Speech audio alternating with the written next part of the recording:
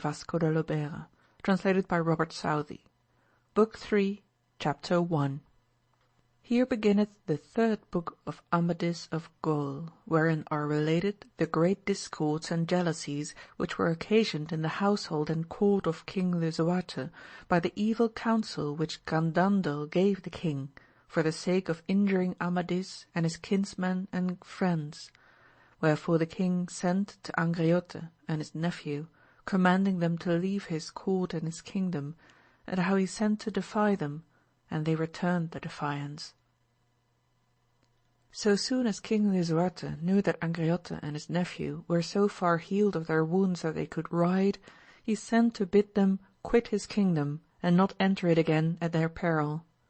Of this those knights complained loudly to Don Grumedan and their other friends, especially Don Brian of Mongaste and Gavate of the Perilous Valley, who said that, since the king had so forgotten their past services, they would give him cause to remember the future. They then struck their tents and departed for the Firm Island. On the third day of their journey they found Grandeza in chapel, the niece of Brocadan, she who had concealed her lover Sarquiles, where he overheard all the treason, and who had now fled for fear. Great joy had they in finding her, and above all Sarquiles, who loved her truly, and taking her with him, he continued his way. Grumedan and his friends, after they had ridden out with the knights of the Firm Island on their departure, returned to Lisuarte and told him what had passed. He who was already much grieved for the victory of Angriote, not for any regret for the slain, whom he knew to be evil like their parents, but because it was a triumph to Amadis, became now more enraged. Forbearance, said he, is for the most part a profitable thing, but at times it is the cause of great mishap, and so hath it been with me. If I had withdrawn my favour from these knights, they would not have dared say that which they have said, nor have approached my court, nor even entered my dominions. But they shall pay for their folly. I will send and defy them, and Amadis with them, and see whether their pride can save them.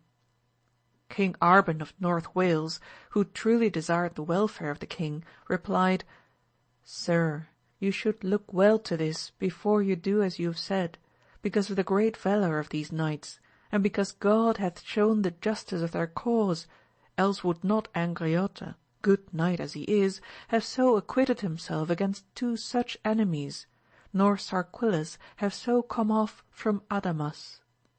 The good cause which they maintained gave them the victory, therefore I should think it well that they return to your service, for poor profit is it for a king to war with his subjects when he can avoid it.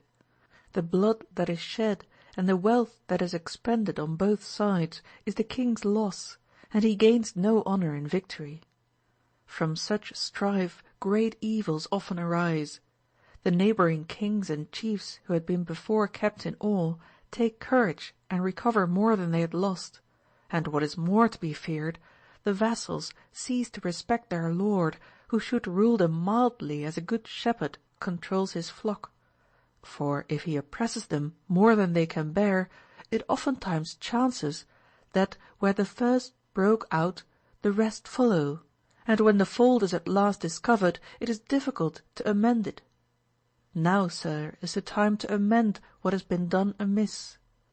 Amadis is so gentle and so kindly disposed to you that you may lightly recover him and all who follow him.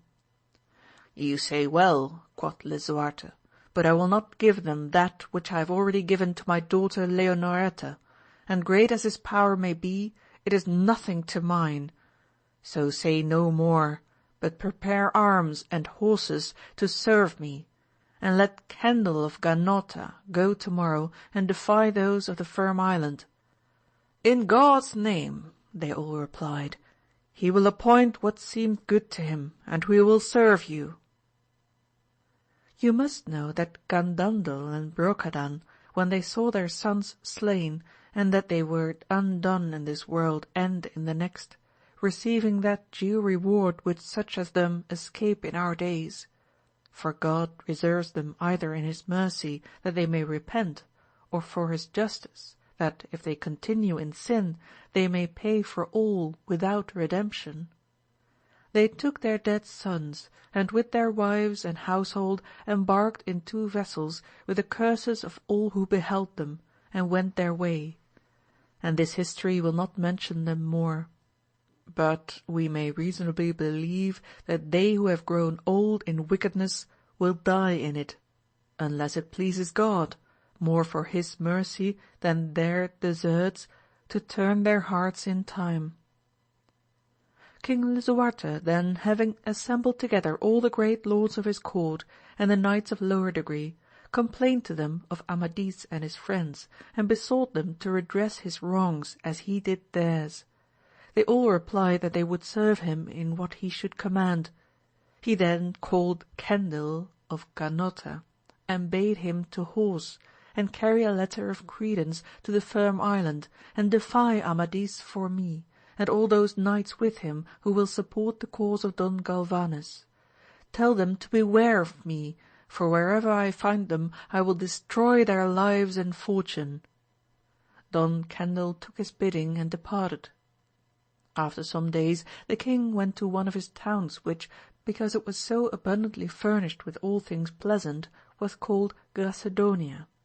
This removal greatly pleased Oriana, for her time now drew nigh, and this was near Miraflores, so that she thought herself safer there than in any other place. Meantime the knights who escorted Madasima continued their way, till, when they were within 2 leagues of the Firm Island, they met with 2,300 knights who had come out to meet them. Well were they then received, and Amadis courteously welcomed Madasima, and embraced Angriote many times, for Florestan had sent tidings of the battle. While they were thus rejoicing, they saw Don Cendil of Ganota come riding down the mountain.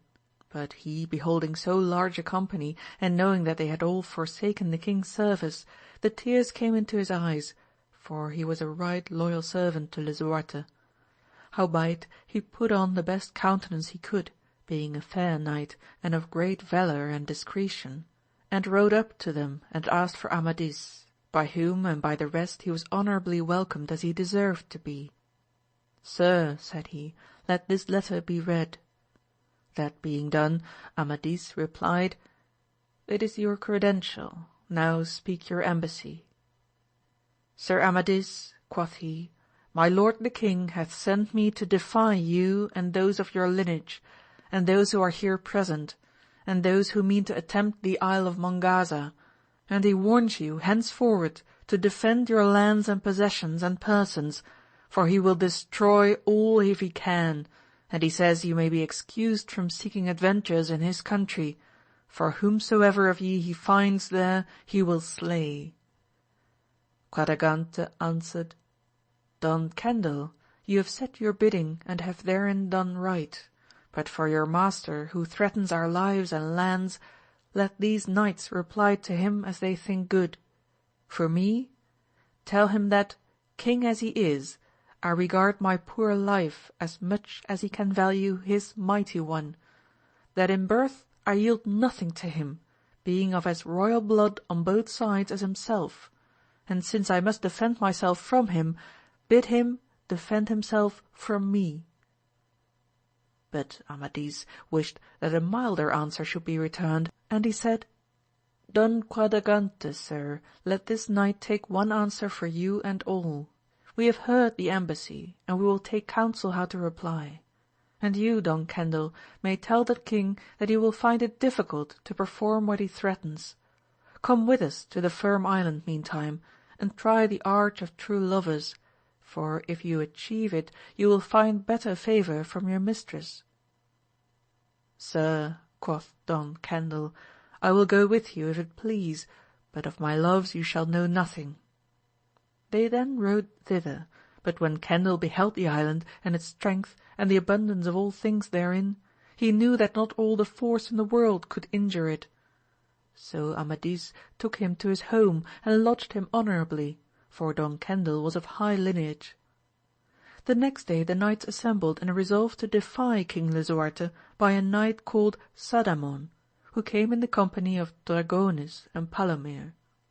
These two brethren were sons of Grasugis, king of Low Germany, by Saduva, King Perian's sister. And they and all the other sons of counts and kings who were there had brought forces there from their father's land, and vessels wherein to pass over to the island of Mongaza.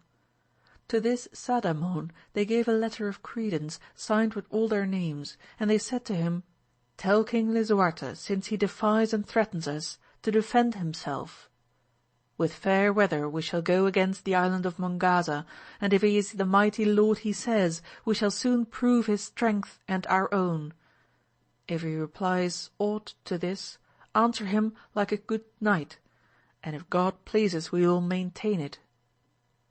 Then Amadis spake with his foster father Don Gandales, and said, You must go from me to King Lisuarte, and without fear tell him I care little for his defiance, and less for his threats than he believes. Tell him that if I had foreseen how thanklessly he would requite my services, I would not have encountered such dangers for his sake. For that power and dominion wherewith he now menaces me and my friends and kinsmen hath been supported and preserved by the blood of my body. I trust in God this will be all amended, more by my power than his inclination. But say to him that as I won for him the island of Mongaza, he shall not lose it by me, nor will I ever offend him in any place where the queen shall be, for the honour which she deserves. Tell him this, and that as he desires my enmity, he shall have it in such sort that all he now feels shall be forgotten. Don Gandales, said Agrayes, strive to see the queen, and kiss her hand for me, and tell her to send me my sister Mabilia, for seeing on what terms we are with the king, she should not remain in his court. At this was Amadis sorely grieved, for rather than see Mabilia separated from Oriana, he would have had his own heart taken from his breast. Yet he could not gainsay, lest the secret of his love should be discovered.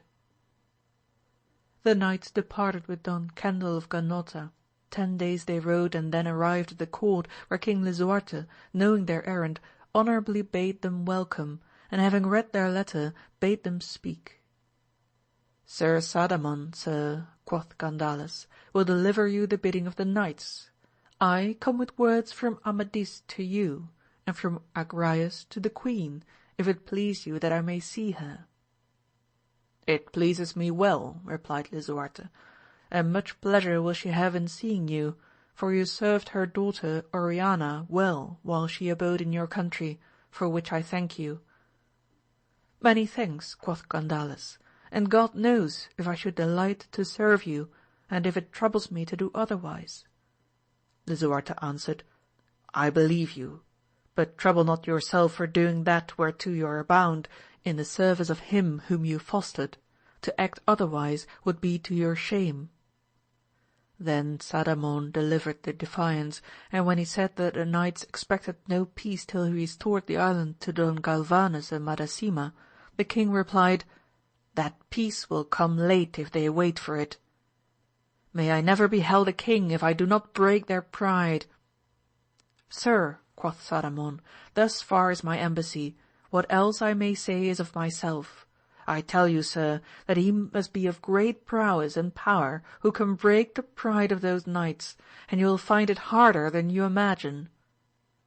Don Gandales then delivered the bidding of Amadis, and when he related how Amadis would not go against the island of Mongaza, which he had won for Lisuarte, nor yet war upon him in any place where the queen should be, all present spake of it as being honourably and right loyally done, and so the king held it.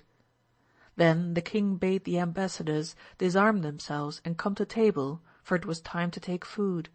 And he made them sit at a table opposite his own, with his nephew Giontes and Guilan the Pensive, and other good knights who were placed there in honour of their prowess. The king grew cheerful at this meal, and he ordered all the knights who were there to prepare for going to the island of Mongaza, and said that if need were he would himself accompany them. When the cloths were removed, Don Grumedan led Gandales to the queen, who wished to see him, whereat Oriana and Mabilia rejoiced, because from him they should have tidings of Amadis. The queen welcomed him right lovingly, and made him sit before her by Oriana, and asked him if he knew the damsel beside him, for he had served her well. Lady, quoth he, happy am I to have served her, and happy should I be to serve her again, or you, lady, and so would I the king, were it not against Amadis my lord and my foster child. He bade me kiss your hand for him, as for one who is much grieved that he is driven from your service. And I do the same for Agrayes, who beseeches you to send him his sister Mabilia, for as he and Don Galvanes are no longer in the king's favour, it is not meet that she should remain in his house. When Oriana heard this, she was greatly troubled, and the tears came, for she could not bear it, for she loved her in her heart, and now at this season knew not what to do if she should be taken away. Mabilia exclaimed, Ah, how cruel will your father and mother be to me, if they separate me from you. Do not weep, cried Gandales, you shall be taken to your aunt, Queen Elisena of Gaul, than whom, except her before whom we stand, there is not a more honourable lady, and there shall you see your cousin Melicia, who greatly desires your coming. Don Gandales, quoth Brisena, I am troubled at what Agrayes demands, and will speak with the king thereon. If he takes my counsel, the princess shall not be dismissed, till she is married, as beseems her rank. Let it be determined soon then, said Gandales, for I cannot tarry. The queen then sent for Lisuarte, and Oriana, knowing that a remedy was in his will, went to him and fell on her knees and said, Sir, you know what honours I received in the house of the King of Scotland, and how when you sent for me they gave me their daughter Mabilia, and to my shame would it be if I did not show my gratitude to her. Moreover, she is my comfort and help in my sickness and sufferings, and now Agrayes has sent for her. If you take her from me, you will do me the worst cruelty that ever was inflicted, and for no cause, for she is not yet repaid for the honours I received from her father. Mabilia knelt before him and held up her hands to beseech him that she might not be taken away, for grief would kill her. And then she clung to Oriana. But Lisuarte, who was of a kind heart and of great discretion, answered, Think not you, my child, Mabilia, because there is discord between your house and mine, that I should forget you, or cease to receive and honour any of your lineage who would choose to serve me. I shall not leave to love one for the sake of another, much less you. You shall not depart till you have been recompensed as you deserve. She would have kissed his hand, but he raised her up, and made her and Oriana sit down, and sate himself between them. He would do ill who should part you, ladies, quoth Don Gandales, and so shall I tell Agrayes, and be he pleased or not, all will think that good which the king does, and ye yourselves desire. Now then I must depart. God be with you, replied Lisuarte. Say to Amadis, that in what he says of the island of Mongaza, I well understand him. It is for his own profit, more than for my honour, and as I understand it, so do I thank him.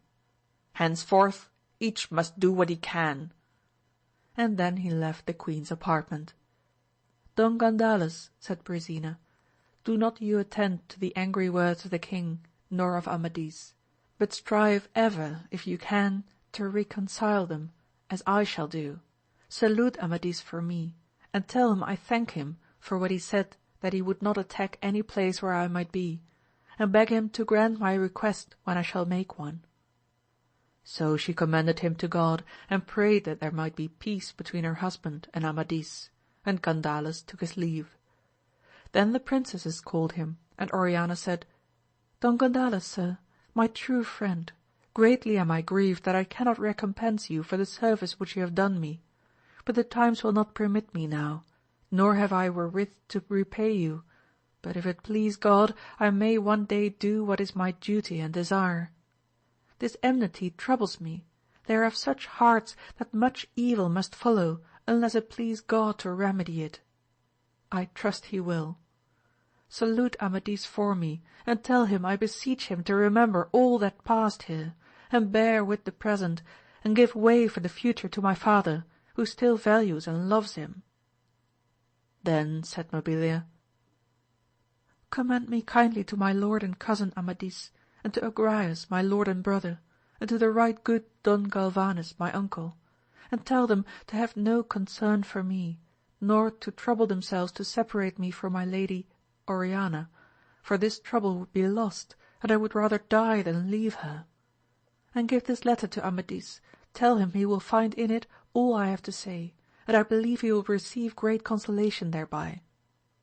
Gandales then saluted them and departed, and took his way with Sadamon. As they left the town they saw a great force which the king had prepared to go against the island of Mongaza, and had now drawn up in their sight, that they might terrify those of the Firm Island by the report thereof. The chiefs were the good knight King Arban of North Wales, and Gasquilan the Bold, son of Madarque, the fierce giant of the Dolorous Isle, by a sister of Lancino King of Sweden. This Gasquilan the Bold was so strong and valiant in his arms, that when King Lancino died without an heir, all they of his kingdom held it good to choose him for their king. But when he heard of the war between King Lisuarte and Amadis, he left Sweden to be present in the battle, and to prove himself in combat against Amadis, by command of a lady whom he loved. The which how it fell out shall be recorded hereafter. Gandales and Sadamon, nothing afraid at beholding so great a force, rode on till they arrived at the Firm Island, and having disarmed, went into the fair garden, where Amadis and the knights awaited them, and there delivered they their bidding, and declared all that they had seen, and also the coming of King Gasquilan, because he desired to prove himself against Amadis and the other knights. Gavarte of the Perilous Valley said then, "He will find able masters here to cure his longing sickness, Don Florestan and Don Quadragante, and if they should be otherwhere employed, I will offer to him my body, for pity would it be if he should travel so far in vain." "Don Gavarte," said Amadis, "if I were longing sick, I would rather forsake all physic and only hope in God, than taste your emulsions and electuaries." "Nay, sir," quoth Brian of Mongaste, "you are not sick like he who comes to seek us, and we ought to remedy him, that he may report in his own land what leeches are to be found for such ailments." At this they laughed awhile, and then Amadis asked if there were any there who knew Gasquilan. Listrin of the White Tower answered, "I know him well." Then told he of what race he came, and how for his valour he was made king. "I once," said he, "encountered him in a tourney at Valtierra, and we both fell at the first attaint, horse and man to earth, but the press was so hot that we could not finish our combat. That day the part on which I was put to the worst, because the knights did not do their duty, and because of the great strength of Gasquilan, who was our mortal enemy, so that the praise was his, and he never fell that day, save only when we encountered." "Certes," quoth Amadis, "you speak of a great man, who comes like a valiant knight to make his worth known." "That is true," answered Don Quadragante, "but being free to choose his side, he ought to have taken ours, for we are the fewest." "He has chosen right," said Galvanes, "for if he has joined the many, they are the weakest, and he could not have proved his prowess, unless the worthiest were against him." While they thus communed, the sailors came, and bade them arm and aboard, for the wind was fair. They then joyfully left the garden, and such was the press and clamour of people and of the instruments of the fleet, that scarce could they hear each other. Soon were they armed, and their horses embarked in the brigantines, and all things needful put aboard, and they themselves joyfully embarked. Amadis and Don Bruneo of Bonamar went in a boat among the fleet, and in one vessel they found Don Florestan and Brian of Mongaste, and Don Quadragante and Angriote of Estravaus, and they went aboard to them, and Amadis embraced them, as if it would be long before he should see them again, and the tears came into his eyes for the exceeding love he bare them, and for the solitude he should feel when they were gone. Good sirs, quoth he, I rejoice to see you thus in company. Quadragante answered, Sir, we have determined to continue thus by sea and by land, unless fortune should separate us. And they then showed him their banner, which was marvellously fair, in which 12 damsels were figured having white flowers in their hands. Amadis then exhorted them to be cautious, and taking leave he went through the fleet from ship to ship with Bruneo and his foster father Gandales, till the fleet put to sea, and then he and his comrades returned. The ships sailed on, following the vessel wherein Galvanus and Madasima led the way, with clarions and trumpets. The wind was fair, and in 7 days they came before daylight before the castle of the Boiling Lake, which was near the port. Forthwith they armed themselves, and prepared the boats to land, and bridges and planks, and mats of reed to land the horses. All this did they as secretly as they could, because Count Latine and Galdar the Rascuil were in the town with 300 knights. The watchman saw them, and cried out that they were there, but he knew not how many, for it was yet dark. The Count and Galdar went up to the castle, and they heard the noise and stir, and it seemed as of a great company, and when it was dawn many ships appeared, and Galdar exclaimed, Surely this is Don Galvanus and his friends who are come against us. God never save me if they land so lightly as they think. He then armed his people, and went down to the haven by the town with one part of the force, and Count Latine went with the other to the castle port, where Galvanus and Angrias were, and their company. Gavarte of the Perilous Valley went in the front, and Orlandin and Ossinon of Burgundy, and Madankil of the Silver Bridge. And at the other port Galdar found Florestan and Quadragante, and Brian of Monjaste, and Angriote and their companions. Then began a cruel and perilous battle, with lances and arrows and stones, so that many were wounded and slain, and they of the land defended the ports till the hour of tierce. But in the bark with Don Florestan there was Enil, the good knight of whom you have heard heretofore, and his cousin Amorantes of Salvatierra, and Coman and Nicoran were with Don Brian, and with Quadragante, Landin, and Orlan the Brave, and with Angriote his brother Gradovoy, and Sarquiles his nephew. Florestan cried out, Lower the bridge, that we may ride out among them. Angriote answered, Why would you venture so rashly? If the bridge were down, the water is so deep that the horses could not reach land without swimming. Quadragante said the same, but Brian was of Florestan's opinion, and the bridge was lowered, and they both rode out, and reaching the end of the bridge they made their horses leap into the water. It was up to the pommel of the saddle, and there the enemies attacked them, laying on heavy and mortal blows. Quadragante and Angriote came out to them, and so did their comrades, but the shore was so steep, and they who defended it so many, that they knew not how to help themselves, and the clamour was so great, and the shout and cries so loud as if the whole world were in an uproar. Dragonis and Palomir were up to their necks in water, catching at the planks of the galleys, and their horses struggling under them. But they pressed on till it was only to their middle, and although they of the island were many and well armed and fought bravely, yet could they not prevent Florestan and his comrades from landing, and presently Dragonis and Palomir and the other knights also. When Galdar saw that the ground was lost, he made his people retreat as well as they could, for he was sore wounded by Florestan and by Don Brian, who had unhorsed him, and so bruised was he that he scarce could sit on the horse whereon his friends had placed him. As he retired towards the town, he saw Count Latine and his troops come flying with all speed, for Don Galvanus and Agrias had won the landing, having played their part like men who fought in their own cause. Now you should know that the Count had imprisoned Don Dacido, son of the old giant, and 20 other men of the town, whom he suspected to be against him, and they were in a prison in the highest part of the castle tower, and men to guard them.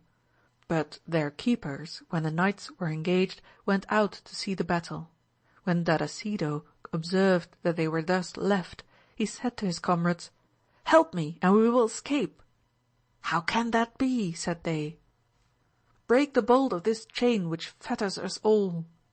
They then took a strong rush rope, with which their hands and feet were tied every night, and put it through the bolt, and with the great strength of Dandasido and his companions they plucked the bolt out, and loosed themselves, and caught up their keepers' weapons, and went upon the tower and slew them who expected no such danger, and then they shouted out, To arms! To arms! For our Lady Madasima! When the townsmen heard them, they rose, and seized the strong towers, and slew all they could lay hands on.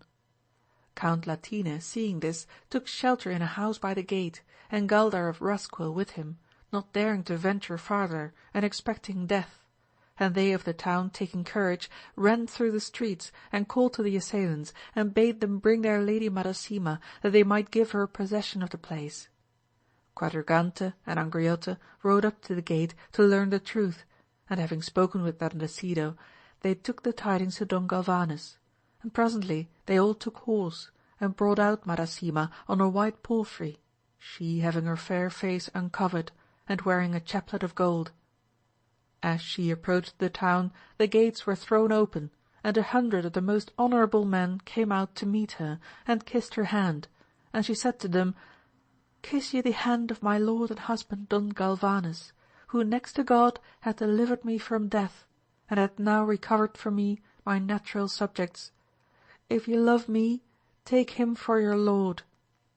Then they knelt before Don Galvanes, and kissed his hand right humbly, and he courteously received them, and thanked them for their loyalty and love to their good lady Madasima.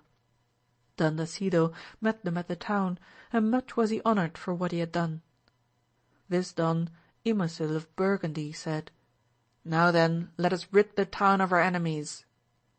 Agrayes, whose wrath was kindled, answered, I have sent to scour the streets. The way to rid the town of them is not to leave one of them alive. Sir, quoth Florestan, give not way to anger, which would make you commit that which you would afterwards rather die than have done. You say well, said Quadragante, let them be put in prison. It is better to have the conquered prisoners than dead, considering the turns of fortune. Then Angriote and Gavarte went to take charge of them, and coming to the gate they found Count Latine and Galdar and their people in sad plight, so that they were glad to yield themselves to the gentle mercy of Don Galvanes. Thus was Madasima put in possession of the town and castle to the great joy of her people. But on the following day came tidings that King Arbon of North Wales and King Gasquilan had landed with 3000 knights, and sent back their fleet to bring them supplies. Then were they somewhat cast down, knowing the number of their enemies, and seeing how they themselves had been handled. However, they remembered the advice of Amadis, and although some among them would have issued out to battle, they determined to remain till their wounds were healed, and their horses and arms made fit for service. End of Book 3, Chapter 1.